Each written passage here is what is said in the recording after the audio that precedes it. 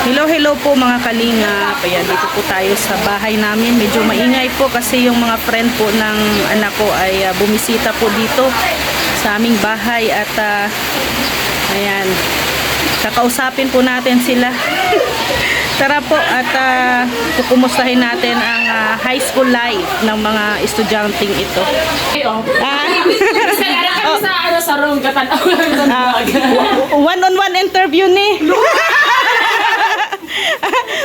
Ayan, kumusta ang mga estudyante ng Malandag National High School?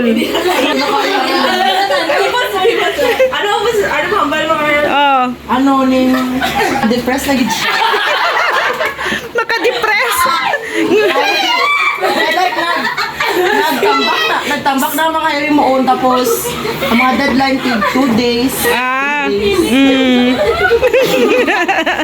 Ayan, sino isa-shoutout mo, Earl? Rebecca. Shoutout sa akong mga ate ko sa school. Shoutout sa akong mga parents. Sino next? Sino next na shoutout? Mga mahiyain. Sino next? Si Mayor. Hi! Shout out! Shout out ako mga classmates! Ayan. I-mention mo si teacher. Baka hindi mo yan. Ma'am Chona! Ayan po. Sa vlog. Ma'am, wala ka na sa vlog. Artista na ko! Ayan. Sino next? Hindi ko!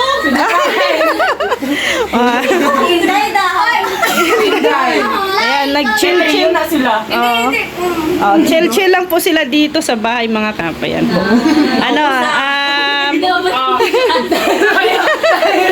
Thank you. Thank you ka sa bahay niyo. Go na, Earn! Dala na, Earn!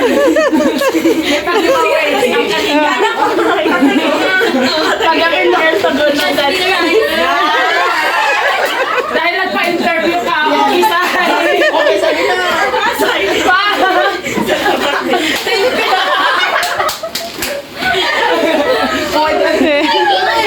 Ayan. So, yan po mga kalingap, no? Salamat po. Yan, medyo ngayon panahon, maulan, kaya hindi po kami nakapag-scout ngayong araw na to. So, salamat po. Ayan, so salamat din po sa mga kaklase ng aking anak, no, sa pagbisita po dito sa bahay. At thank you po at shout out po sa lahat. Maraming salamat. God bless.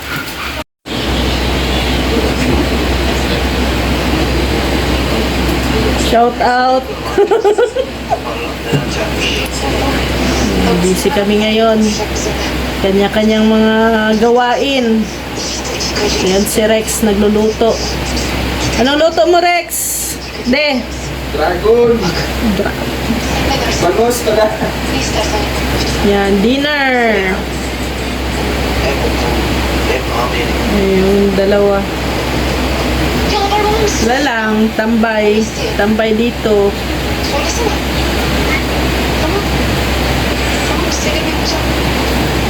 Kanya-kanyang trip. Kanya-kanyang trip.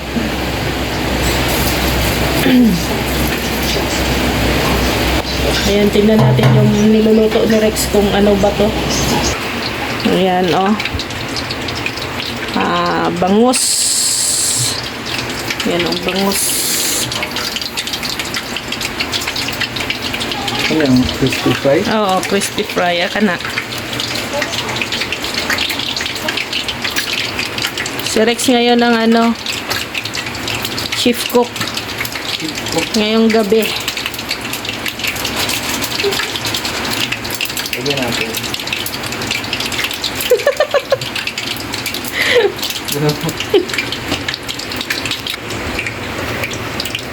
Kailangan himas-himasin. Idikit sa ano ko? Ha? Nay. Paano himasin, Rex, ang ang bangus? Dito lang.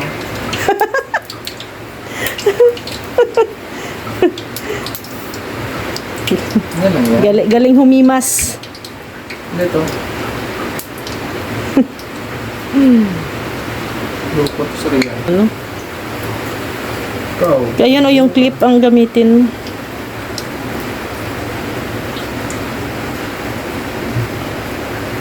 Saan yung lupot?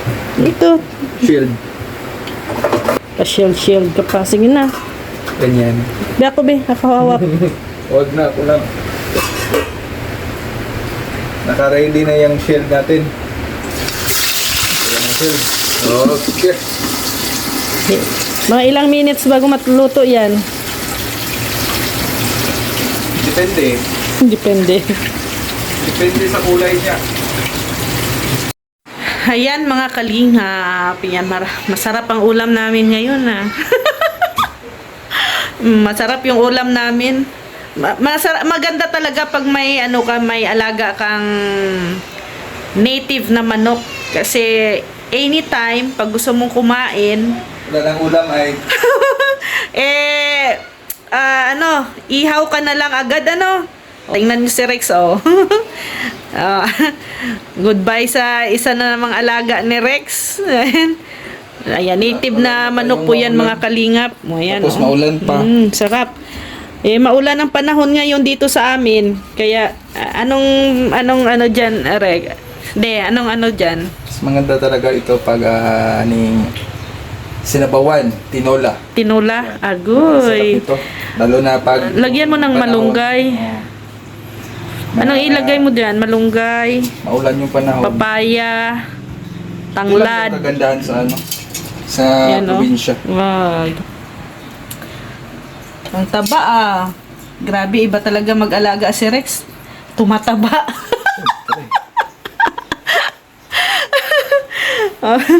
Ayan. Ikaw magluto ako. Ako lang. Ay, grabe. So, paupo-upo ako ngayon. Ay, grabe si Rex. Prinsesa ka ngayon. Ay, charot. Prinsesa. Ngayon lang. Ayan po, yan po yung aming ulam ngayon. Tinolang manok ni Rex. So, mamaya, abangan nyo po yung paano yung luto ni Rex mamaya. Kung magiging perfect ba to. Kung pasado ba. Pero magaling naman yan magluto. Nagluluto talaga yan. So, kaya abang-abang mamaya at tikman nyo yung luto ni Rex mamaya. Ayan na Ano to? Ipa-boiled.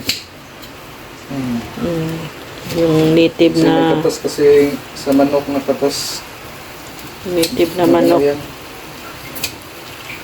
Sarap maghigop ng manok na yan. Sabaw. Maulan kasi dito mga kalingap kaya hindi kami nakalabas. Kaya ibis na may may plano na dalawin ang ating ibang mga beneficiary. Kaso lang maulan ang panahon. Kaya dito lang muna kami sa bahay. Tapos mahangin. May low pressure siguro tayo dito, no? May low pressure, may bagyo. May bagyo siguro kami dito kasi yung panahon, mahangin at maulan. Kaya mag-ingat-ingat tayo. Kaya sa ganitong panahon, ang sarap humigop ng sabaw o native na manok. So mamaya ay sabay-sabay tayong humigop ng tinulang manok ni Rex. Tingnan natin mamaya. Ayan mga kalinga po, ang malunggay pares doon sa sa native na manok ni Rex. Sipag yan. Yan siya ang ngayon si Bunso. Naghimay-himay ng malunggay. Tapos meron kaming dito, kinamatisang buwad. Daing. Snap. Tapos na. Hi muna. Shoutout mo mga friend mo. Check natin tong niluluto ni Rex. Okay na to, de? Ay, grabe. Sinabawan talaga. Daming sabaw. Oh. Yummy! Yummy dinner. Mawala na naman ang diet. Diet baga ko, de. Eh, wala mo ng diet ngayon. Bakit Kasi ka? wala tayong ulam. Walang ulam. Itong tinola ay ito lang yung pinakasimple na lutuin. Pinakasimple pero pinakamasarap. Yan. Tikman nga natin. Sige daw.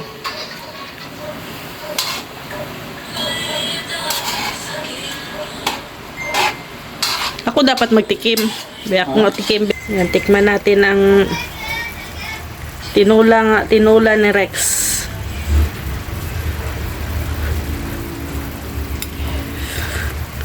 Ang lasa. Sarap, matamis. Matamis? Matamis. Syempre, native na manok. Matamis talaga pag native na manok. So, abangan nyo ang aming dinner mamaya. Mag-film talaga. Grabe, uy. Oh, basta, yan ang dinner namin ngayon. Yun yung kagandahan kapag may alaga po tayong mga kagaya nito, Hayop. hayop. Oh, Manok. Manok, Oh. no? May libreng ulam. Pag maulan yung panahon tapos hindi ka makakalabas, kuha ka lang dyan sa likod bahay. Ayan na mga kalingap. Dinner po tayo. Ayan, kanina pa kami kumakain ay. Ngayon lang nag-film. Sarap! Sarap, te! May coke. May coke. Yan, kain po. Ayun. Ayan po. Maraming salamat po. Mga kalingap, kami ay kakain muna. Kain po, kain. And dinner po muna tayo, ano? Salamat. God bless. Tinolang manok.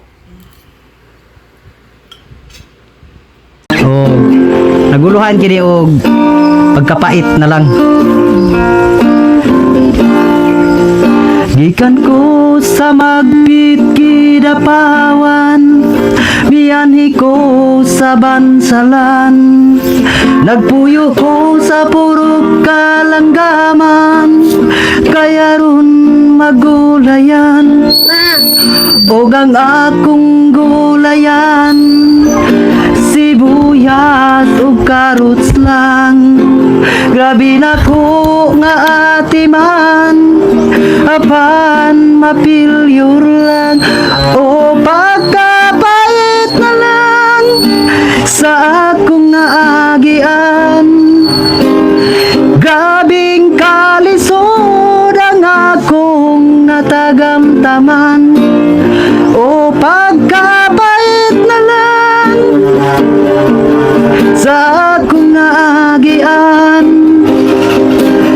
Raon ko sa trabaho, apan ako na asinso, ug nakahuna-huna ko nga mupauli na lang, ug sa magpit ang target ko sa bandira na sahit man, nagpuyo ko sa lumayan, kaya ron magluyahan. Grabe na ko nga atiman, apan mapilyur lang, o pagkapait na lang sa akong naagian. Grabing kalisod ang akong natagamtaman, o pagkapait na lang sa akong nagian. Round ko sa trabaho, apan ako na asinso,